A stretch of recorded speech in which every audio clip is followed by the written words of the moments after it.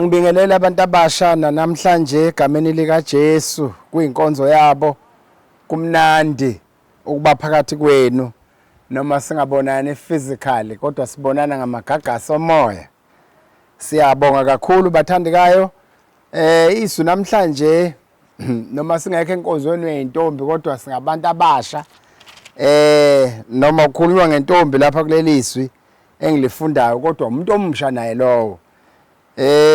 Sifunda ke incwadi yesibili yamakhosi, Second Book of Kings chapter 5. Sifunda amavesi amathathu, first 3 verses and verse number 15.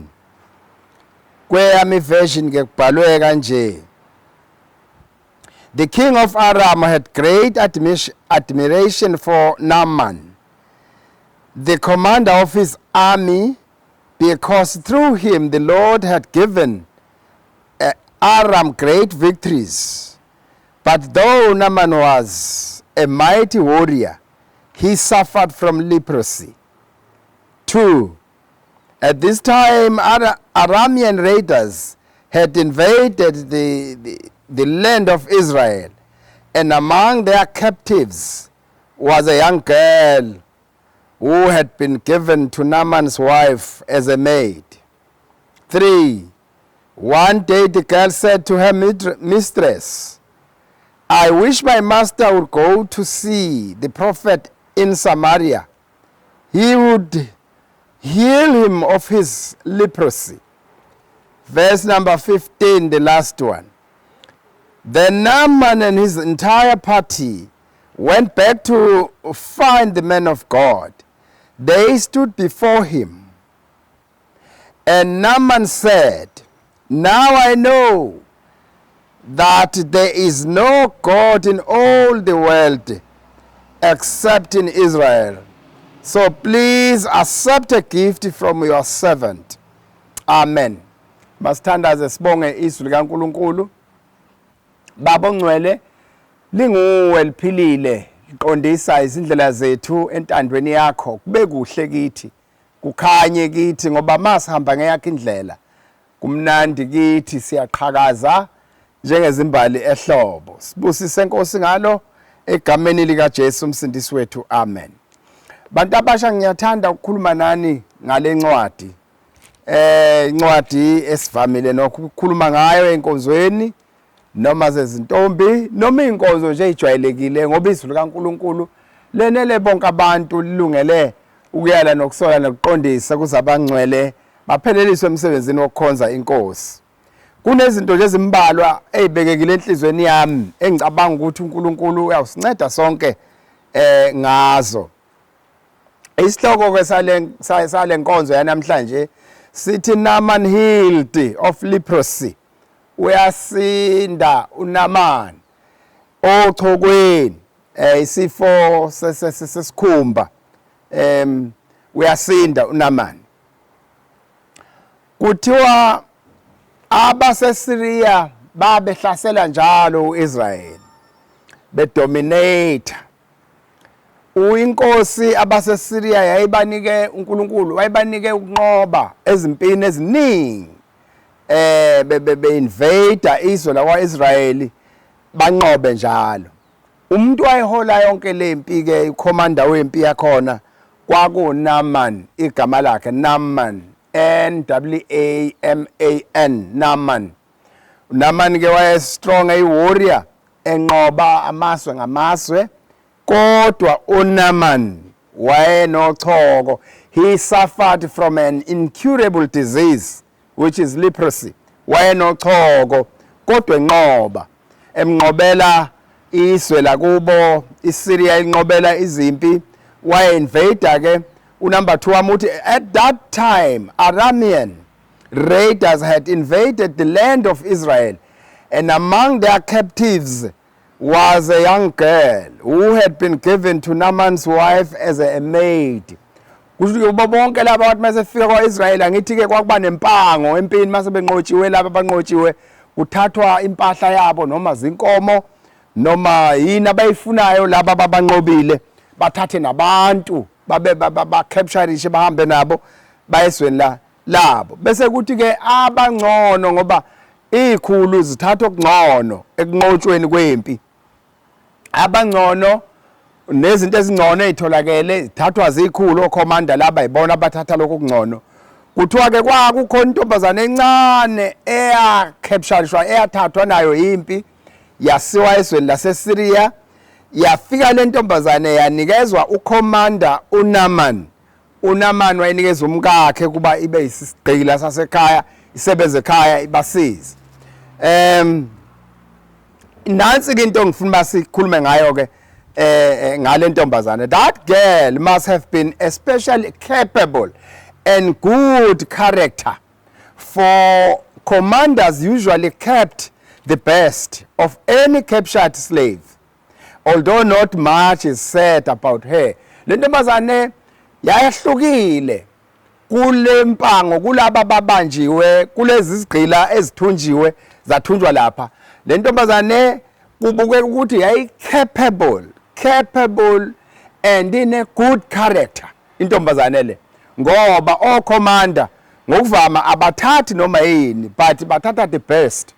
Bathatha ke wayisa endlini yakhe ke ukhomanda yayosiza umkakhe njengentombi esizayo endlini, ngoba le ntombazane yayihlakaniphile, le ntombazane yayine good character, le ntombazane yayikhethekile nalapha elokeni kulesi sixuku esithunjiwe. So yayikhethekile, ingakho ke izayithathe ukhomanda ayise endlini yakhe. Alibongwe igama lika Jesu. Noma kungekho okuchazwayo ngentombazane okuningi, kodwa kukhona esingakubamba lapha abantu abasha sikubone kule ntombazane okwakungcono kuyo le ntombazane. Le ntombazane yaba nobufakazi obuqinile, ibethulela umama umkaNaaman, yafakaza imfakazo ngoNkulunkulu wayo wakwa-Israyeli. Wayithatha umama wayinikeza uNaaman information. Le uNaaman emase itholile wayisenkosini yase-Aram ukuba hey kuthi khona isimanga kunentombazane lapha encane esayithumba empini. Le ntombazane ithi manje mina ngasinda batshena inkosi. Utshena inkosi siyenza incwadi.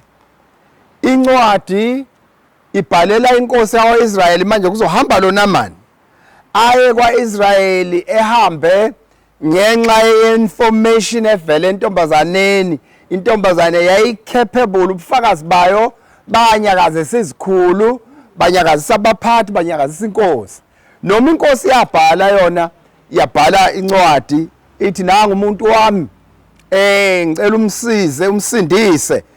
Inkosi yakwa-Israyeli mayisefika uNaaman ehamba neteam, phela isikhulu asihambi sodwa, ine convoy ehamba nayo naye isikhulu phela esinye lesi, kuthiwa sasiphethe amagugu okubonga noma ukukhokha lapha esiyakhona ukuthiwa khona sosinda. Intombazane benamandla ukuthi ukhomanda uze wathatha amagolide, isiliva, wathatha izingubo amasetha ayishumi, wahamba nayo yonke lento, wagibela inqola bahamba. Yizwe le ntombazane capable, but capable intombazane inyakazi isikhulu kwaze kwahanjwe. Inkosi ke yabhala incwadi yabhalela inkosi yakwa-Israyeli, na umuntu wami ngipresent umuntu wami uyagula, sizwile ukuthi lapho ningamsindisa, sicela nimsindise. Inkosi ngokungazi ke nayo amandla akhona la esweni layo nomuntu kaNkulunkulu okhona la, kuthiwa ke inkosi yabona ungathi kusho ukuthi uyicela iqhude, ufuna ukuphaka impi, yahlephula izingubo zayo, yakhala yalila ukuthi nanga umuntu engicela iqhude efuna ukuba kuliwe nguNkulunkulu mina ukuba ngingaphilisa abantu abanochoko na. Waseswa kumprofeti ukuthi hayi inkosi iphatheke kabi, kunencwadi iphatha kabi evela eSyria, manje kunencwadi kunezikhulu la incwadi ibhalwe inkosi kuba isindiswe. Usethi kumprofeti mtshenene selapha, batsheneni beselapha kimi, msukudabula izingubo sifuna babe nayo information ukuthi kwaIsrael kunomprofeti kaNkuluNkulu, the real prophet of God. Ababe nayo le information whether bayakuthatha lokhu noma kabakuthathi, but they must know ukuthi kwaIsrael kunomprofeti oyiqiniso kaNkuluNkulu ophilayo noPhezukonke. Nangempela kuhambe iconvoy manje emzini kaElisha. Mabefika andizikhulu phela bathi abantu bazo entertainwa bamukelwe babonwe kahle. Oy bavele kumuwe esangweni bame esangweni banokho esangweni lapha ngendlela zakhona zalomzi. Uma befika uElisha athumela umuntu nje afika asho imessage athi hambani batshene hambani imtshene lo ophethe uChoko ukuthi akaye la emfuleni la ngesantsi eJordan. Afika acwile kasikhombisa uChoko lo bese lukhona. Tukutheleke lona phela ujwayele ukuthi naye njengesikhulu abekwe kahle endaweni ezikahle, amukelwe kahle, futhi ke uphethe namagugu, uphethe amagolide, uphethe isiliva, uphethe izingubo, uhamba ngeinqola zombutho. Mkhulu lo muntu, kodwa umprofeti anakunaku kuthumela nje umuntu hey kuthiwa wena hamba ucula ka7 lapha emfuleni Jordan. Asukekela ukuthi awu yini ngishiya imfule emkhulu. Ngishiya imfule emkhulu oDamascus ngakithi. Bese kuthiwa ngizocwila la ingcono kakhulu lo mfula kunaleya ngakithi. Futhi akasaphumi nakuphuma azongithandazela ngibeka isandla. Usevele ethumela umuntu nje angitshene ngomlomo. Tukutheleke naye azasizwe ngahamba nabo ukuthi awu utheni umprofeti. Uma bekhuluma into enkulu ubungeke yini uyenze noma inzima. But usho simple thing. Hamba uyocwila ka7 kulo mfula iJordan. Now umfula is not far. Into elula lengenziwa noma ubani. Lokho akushoyo umuntu kaNkuluNkulu asenze khona batsheni namani. Ngoba umfula ukuthi umfula wangakini mkhulu awusebenzi ungagcotshelwa ukuba wenze lonto. Usebenza ngesikhathi kusho uNkulunkulu abeke healing kuyona leyo nto ayishoyo umuntu kaNkuluNkulu. Na impela kayithoba uNamani bahambeke bayemfuleni kumule ngene ka7 times lusala uChoko. Sebuya ke manje mayebuya bafike babavulele ke manje. Mabe bavulela bangene ngaphakathi. Afike ame phambi komuntu kaNkuluNkulu. Athi sengiyazi manje ukuthi esweni lonke kekho uNkulunkulu kuyo wonke umhlaba kodwa uNkulunkulu kwaIsrael. Abongeke kanjalo kathi mukele nasi isipho sami verse 15. Mukele nasi isipho sami engibonga ngaso. Nanti igolide, nasi isiliva, nazi nezingubo zokuphendulela amasethe ingubo engiwaphethe. Athi uElisha phela kaJehova ngithathi lutho njoba usuhambile nje uright akho lutho engizakulithatha. Kuphela hambobo uNkulunkulu. Njengoba sengisimisiwe nje sengiyahamba ngekhaya sinoNkulunkulu isithixo lapha ngena inkosi ngena nathi thina ikhulu mase kuyothandazwa eThempelini. Ngithethelele kukho konke lokho. Ungakubaleli ukuthi iphutha ngoba kangazi ngizophunyula kanjani ngoba kufanele ngihambe nenkosi mase siyokhuleka kulo yaNkulunkulu ngoba sengiyazi ukuthi angisewuguqa kwenye into kodwa kuphela uNkulunkulu waIsrael. Athi uElisha nalokho inkosi mayibe nawe mayikubusise. Sengicela ke inhlabathi yale ndawo ngiyithathe ngihambe nayo ibe isikhumbuzo nje ukuthi ngaya kwaIsrael ngafike ngahlangana nokuphila kade ngigula ngesifo esingelapheki kodwa ngahlangana nokuphila. Nansi ke indaba ke sengithandaza nani ke bantu abasha. Le ntombazane yaba nobufakazi convincing with yaba nobufakazi obuqinile. Yakhuluma ngoNkulunkulu waseSamaria, yakhuluma ngomprofeti waseSamaria ohamba nokhonza uNkulunkulu ophilayo. Ikhuluma isigqila, ikhuluma isedingisweni. Kodwa phakathi emoyeni wayo engqondweni yayo iyakwazi ukuphila ukuthi kungaphi. Iyazi ukuthi eSamaria kunomprofeti kaNkulunkulu ophilayo. Wakwazi nokusherisha lobo bufakazi. Lobo bufakazi baba strong. Banyakazisa ubasi la ekhaya. Banyakazisa lo mndeni aseva kuwo as a slave. Yoba wayesigqila ethunjwe empini wase yathathwa siyosebenza lapha kwa commander emsini ka commander esiza umka commander. Kodwa wamtshena umka commander yahlala kuye lento wayikholwa ukuthi le ntombazane lesisigqila sikhuluma into engaba yisolution. Umuntu omsha capable none good character unento anganika ngayo abantu baphile, une solution, unento abangenayo abanye. Mayemtshena umama watshena ubaba nobaba wakholwa commander lo nobaba mayekholwa uhamba enkosini, maye enkosini uyayitshena inkosi ukuthi nginikeze ipermit yokuhamba ngiye kwaIsrael, sengiswile ukuthi kunomprofeti kaNkuluNkulu khona. Uswa ngobani? Uswa ngentombazane, but not an ordinary girl, but a capable girl with a good character. Noma isiboshiwe sikwelinyiswe kodwa kakusukanga ukwazi ukuthi uNkulunkulu ophilayo nomprofeti, a true prophet is in Samaria. Wahamba nakho ethunjiwe njalo eseyisigqile njalo, but she knew one thing: in Samaria there is a true prophet of God. Uma efika lo mzi kaNamani okanye uNamani yena uqobo, umzimba wakhe wahlambuluka. Uhlanjululwa yini? Isolution uyithola ngobufakazi bale ntombazane, balomuntu omsho intombazane capable. Thandazo wethu uthi inkosi sinikeze abantu abasha capable, a strong youth, iyouth ezawukwazi ukuthi amandla ethu akuphi, iyouth ezokwazi ukuhlukanisa okubi nokuhle, iyouth ezokwazi ukuthi mawuya ngapha uzophila.